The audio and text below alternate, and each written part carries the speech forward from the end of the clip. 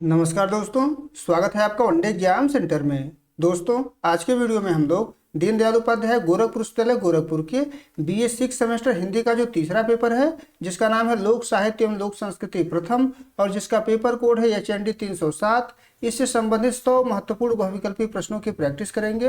ये प्रश्न परीक्षा में बार बार पूछे जाने वाले प्रश्न हैं, तो परीक्षा देने जाने से पहले इन प्रश्नों को जरूर देख करके जाइएगा। चलिए बिना देर के प्रश्नों की प्रैक्टिस शुरू करते हैं।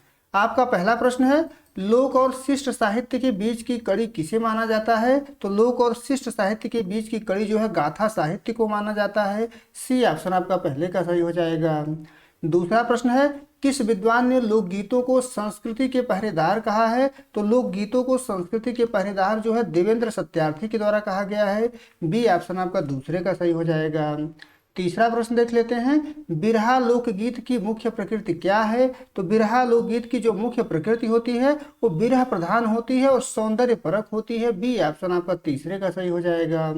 चौथा प्रश्न है, मुहावरा 9-2-11 होना का अर्थ है? तो 9-2-11 होना का अर्थ होता है भाग जाना। ए ऑप्शन आपका चौथे का सही हो जाएगा। पांचवा प्रश्न है, जट जटिन लोक नाट्य मुख्य रूप से कहाँ प्रचलित है? तो जट जटिन जो लोक नाट्य है वो बिहार में प्रचलित है। ए ऑप्शन आपका पांचवें का सही हो जाएगा।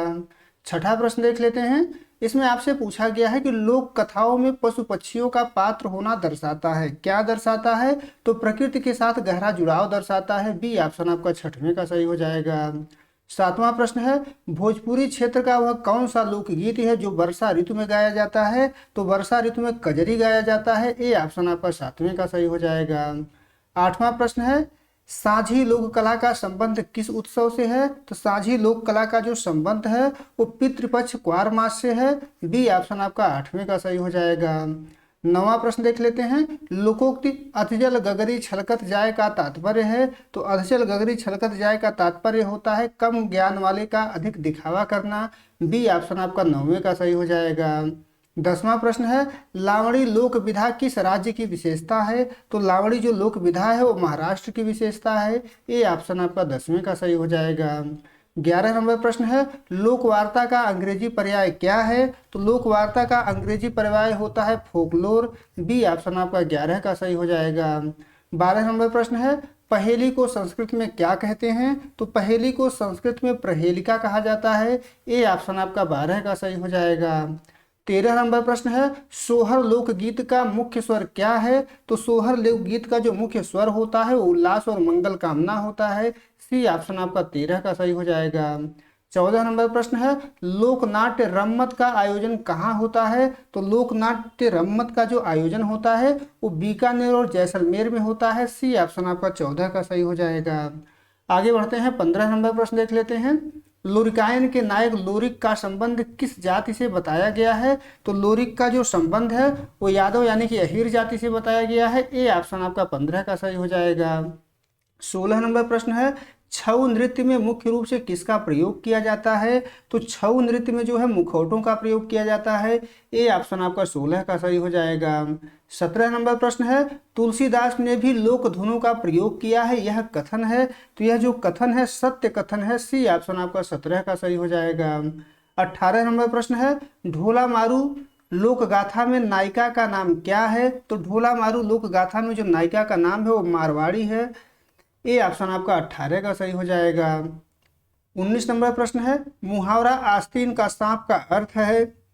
तो आस्तीन का सांप का अर्थ होता है धोखेबाज मित्र, निकट का शत्रु भी कह सकते हैं इसको, लेकिन धोखेबाज मित्र ही होता है। तो बी ऑप्शन आपका 19 का सही हो जाएगा। 20 नंबर प्रश्न देख लेते हैं।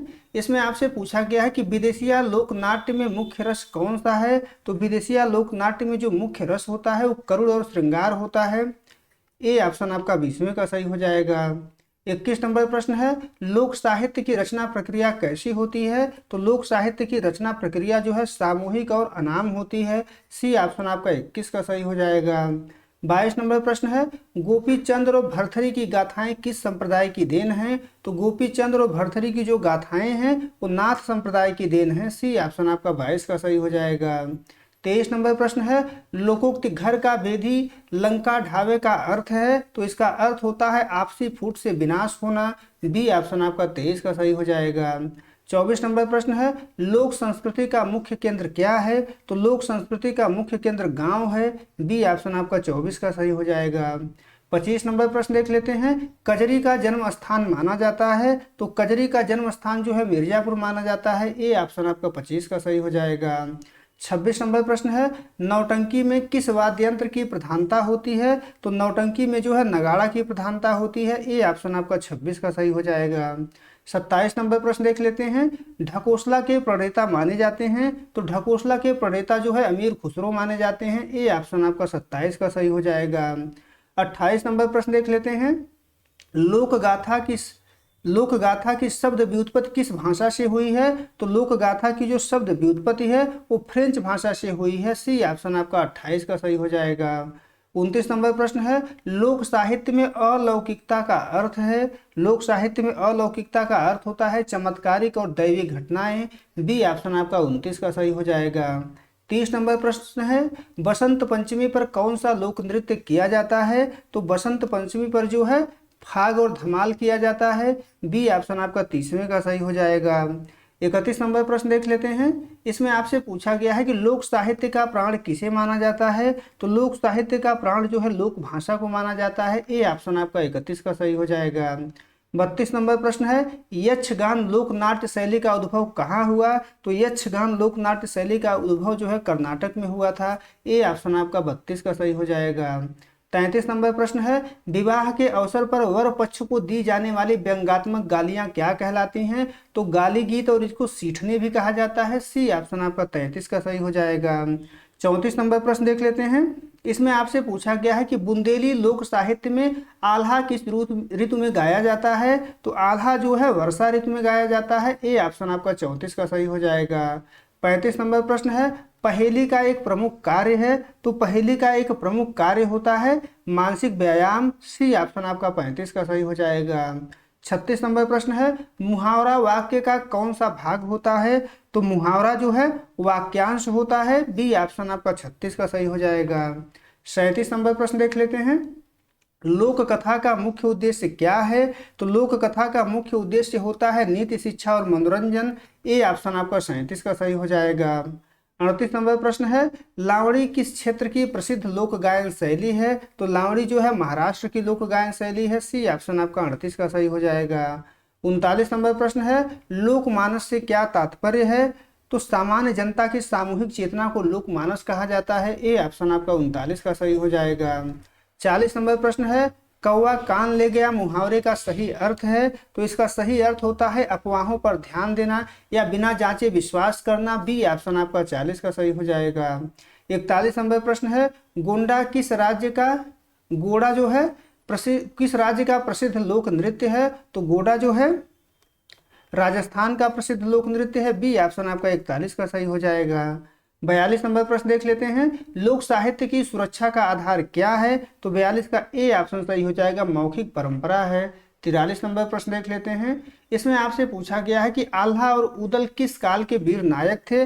तो आल्हा और उदल जो थे वो मध्यकाल के चंदेल शासन के समय के वीर नायक थे। सी ऑप्शन आपका 43 का सही हो जाएगा।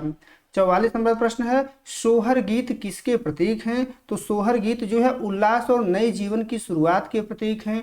बी ऑप्शन आपका 44 का सही हो जाएगा। 45 नंबर प्रश्न है गरबा नृत्य में किसका प्रयोग होता है? तो गरबा नृत्य में जो है छिद्रित मिट्टी के दिए वाले घड़े का प्रयोग होता है। ए ऑप्शन आपका 45 का सही हो जाएगा। 46 नंबर प्रश्न देख लेते हैं। अमीर खुसरो की पहेलियाँ किस भाषा में हैं? तो अमीर खुसरो की पहेलियाँ जो है खड़ी बोली हिंदी और फारसी मिश्रित में है। बी ऑप्शन आपका 46 का सही हो जाएगा। 47 नंबर प्रश्न है मिथक का संबंध किससे होता है? तो मिथक का संबंध जो है पूर्वजों और देवताओं की काल्पनिक कथाओं से होता है। बी ऑप्शन आपका 47 का सही हो जाएगा। 48 नंबर प्रश्न है लोकोक्ति को अंग्रेजी में क्या कहते हैं? तो लोकोक्ति को अंग्रेजी में प्रोवर्ब कहा जाता है। बी ऑप्शन आपका 48 का सही हो जाएगा। 49 नंबर प्रश्न देख लेते हैं। पावड़ा लोक गाथा किस वीर पुरुष से जुड़ी है? तो पावड़ा जो लोक गाथा है वो शिवाजी, राणा प्रताप और बापूजी सबसे जुड़ा हुआ है। डी ऑप्शन आपका सही हो जाएगा। 49 नंबर प्रश्न देख लेते हैं, चैता गीत मुख्य रूप से किस महीने में गाया जाता है? तो चैता जो गीत होता है वो चैत्र के महीने में गाया जाता है। ए ऑप्शन आपका 50 का सही हो जाएगा। 51 नंबर प्रश्न है, लोक संस्कृति में संस्कारों की कुल संख्या कितनी मानी गई है? तो 16 मानी गई है। ए ऑप्शन आपका 51 का सही हो जाएगा। 52 नंबर प्रश्न देख लेते हैं, पंडवानी गायन शैली की प्रसिद्ध कलाकार कौन है? तो पंडवानी गायन शैली की प्रसिद्ध कलाकार जो है तीजन बाई को माना जाता है। सी ऑप्शन आपका 52 का सही हो जाएगा। 53 नंबर प्रश्न है, लोकगीत और शास्त्रीय संगीत में मुख्य अंतर क्या है? तो इसमें जो मुख्य अंतर होता है, शास्त्रीय संगीत नियमों से बंधा होता है, लेकिन लोकगीत जो होता है वो स्वतंत्र होता है। ए ऑप्शन आपका 53 का सही हो जाएगा। 54 नंबर प्रश्न है, कजरी लोकगीत की उत्पत्ति कहाँ से मानी जाती है? तो कजरी जो लोकगीत की उत्पत्ति है वो जो है मिर्जापुर के विंध्यवासिनी मंदिर से मानी जाती है। ए ऑप्शन आपका 54 का सही हो जाएगा। 55 नंबर प्रश्न है, मुहावरा शब्द किस भाषा से आया है? तो मुहावरा जो शब्द है वो अरबी भाषा से आया हुआ है। सी ऑप्शन आपका 55 का सही हो जाएगा। 56 नंबर प्रश्न है, कोहबर चित्रकला किस अवसर पर बनाई जाती है? तो कोहबर जो चित्रकला होती है वो विवाह के अवसर पर बनाई जाती है। ए ऑप्शन आपका 56 का सही हो जाएगा। 57 नंबर प्रश्न है, ढोला मारू की प्रेम गाथा किस राज्य में सर्वाधिक प्रचलित है? तो ढोला मारू की जो प्रेम गाथा है वो जो है राजस्थान में सबसे ज्यादा प्रचलित है। सी ऑप्शन आपका 57 का सही हो जाएगा। 58 नंबर प्रश्न है, आल्हा छंद में कितनी मात्राएं होती हैं? तो आल्हा छंद में कुल जो है 31 मात्राएं होती हैं। ए ऑप्शन आपका 58 का सही हो जाएगा। 59 नंबर प्रश्न है, लोक साहित्य की उपेक्षा का मुख्य कारण क्या था? तो लोक साहित्य की उपेक्षा का मुख्य कारण था इसे अनपढ़ों का साहित्य समझना। बी ऑप्शन आपका 59 का सही हो जाएगा। 60 नंबर प्रश्न है, पहेली को ग्रामीण भाषा में क्या कहा जाता है? तो पहेली को ग्रामीण भाषा में बुझौल यानी कि बुझौनी कहा जाता है। बी ऑप्शन आपका 60 का सही हो जाएगा। 61 नंबर प्रश्न है, जट जटिन लोक नृत्य का मुख्य विषय क्या है? तो जट जटिन जो लोक नृत्य होता है उसका मुख्य विषय होता है पति पत्नी का मीठा तकरार। ए ऑप्शन आपका 61 का सही हो जाएगा। 62 नंबर प्रश्न है, होरी लोकगीत किस विधा का अंग है? तो होरी जो लोकगीत होता है वो जो है फाग यानी होली के गीत का अंग होता है। ए ऑप्शन आपका 62 का सही हो जाएगा। 63 नंबर प्रश्न देख लेते हैं, लोक साहित्य का रचयिता कौन है? तो लोक साहित्य का रचयिता अज्ञात होता है, लोकमानस को ही उसका रचनाकार माना जाता है। तो ए ऑप्शन आपका 63 का सही हो जाएगा। 64 नंबर प्रश्न है, लोकोक्ति में किसका अनुभव संचित होता है? तो लोकोक्ति में जो है जनसाधारण का सदियों का अनुभव संचित होता है। सी ऑप्शन आपका 64 का सही हो जाएगा। 65 नंबर प्रश्न है, भाण नाट्य विधा में क्या प्रधान होता है? तो भाण नाट्य विधा में जो है व्यंग और हास्य प्रधान होता है। बी ऑप्शन आपका 65 का सही हो जाएगा। 66 नंबर प्रश्न है, पावड़ा का गायन किस वाद्य यंत्र के साथ किया जाता है? तो पावड़ा का जो गायन होता है वो डफ और तंबूरा के साथ किया जाता है। ए ऑप्शन आपका 66 का सही हो जाएगा। 67 नंबर प्रश्न है, लोक साहित्य का संकलन सर्वप्रथम किसने शुरू किया? तो यूरोपीय विद्वानों ने शुरू किया था। बी ऑप्शन आपका 67 का सही हो जाएगा। 68 नंबर प्रश्न है, बिरहा में किसका वर्णन अधिक होता है? तो बिरहा में विरह और वीरता का वर्णन अधिक होता है। ए ऑप्शन आपका 68 का सही हो जाएगा। 69 नंबर प्रश्न देख लेते हैं, मुहावरा और लोकोक्ति में कौन पूर्ण वाक्य है? तो मुहावरा और लोकोक्ति में जो है लोकोक्ति जो होता है वो पूर्ण वाक्य होता है। ए ऑप्शन आपका 69 का सही हो जाएगा। 70 नंबर प्रश्न है, नौटंकी की शैली कानपुरी और हाथरसी में क्या अंतर है? तो 70 का सी ऑप्शन आपका सही हो जाएगा। गायन और प्रदर्शन की तकनीकी का अंतर होता है दोनों में। 71 नंबर प्रश्न देख लेते हैं, लोक साहित्य में रूढ़ि का अर्थ क्या है? लोक साहित्य में रूढ़ि का अर्थ होता है परंपरा से चली आ रही विशेष तकनीकी या विषय। ए ऑप्शन आपका 71 का सही हो जाएगा।